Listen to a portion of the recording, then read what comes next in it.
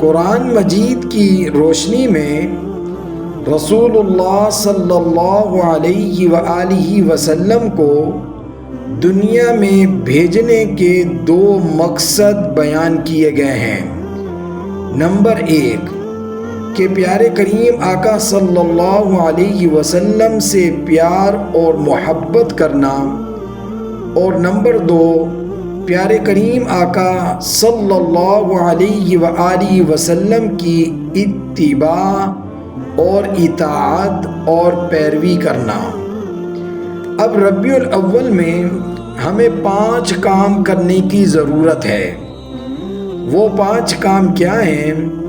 ان میں سے پہلا کام نمبر 1، ہم اللہ تعالیٰ کا، خدا کا شکر ادا کریں اس نعمت پر کہ رسول اللہ صلی اللہ علیہ وسلم کو پیدا فرمایا، زبان سے بھی اور عمل سے بھی اس کا شکر ادا کریں۔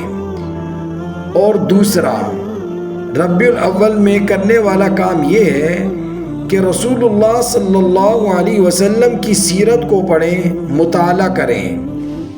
اس میں سب سے بہترین کتاب حضرت مولانا ادریس کاندلوی رحمہ اللہ کی کتاب ہے سیرت مصطفیٰ، اس کا مطالعہ کریں۔ اور تیسرا کام ہے کہ اللہ کے نبی کا ذکر کثرت سے کیا جائے۔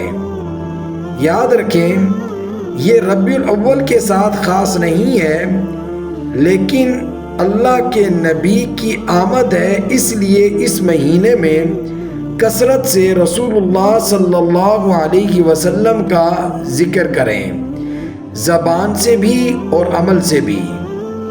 اور نمبر 4 رسول اللہ صلی اللہ علیہ وسلم کی سیرت کو اپنانے کی کوشش کریں۔ یہ چوتھا کام ہے ربیع الاول میں کرنے کا۔ اور نمبر 5 جو کام ربیع الاول میں کرنے کا ہے وہ یہ ہے کہ کثرت کے ساتھ پیارے کریم آقا صلی اللہ علیہ وسلم کے اوپر درود بھیجیں۔ تو یہ 5 کام ہیں جو ہمیں ربیع الاول میں کثرت کے ساتھ کرنے چاہیے۔ لیکن یاد رکھیں یہ صرف ربیع الاول کے ساتھ خاص نہیں ہے، بلکہ ہمیں ہر وقت، ہر لمحہ، ہر گھڑی اللہ کا شکر ادا کرنا چاہیے کہ اس نے پیارے کریم آقا صلی اللہ علیہ وآلہ وسلم کو پیدا فرمایا اور اتنی بڑی نعمت سے ہمیں نوازا۔ تو اللہ رب العزت ہم سب کو ان باتوں کو سمجھنے اور ان پر عمل کرنے کی توفیق عطا فرمائے۔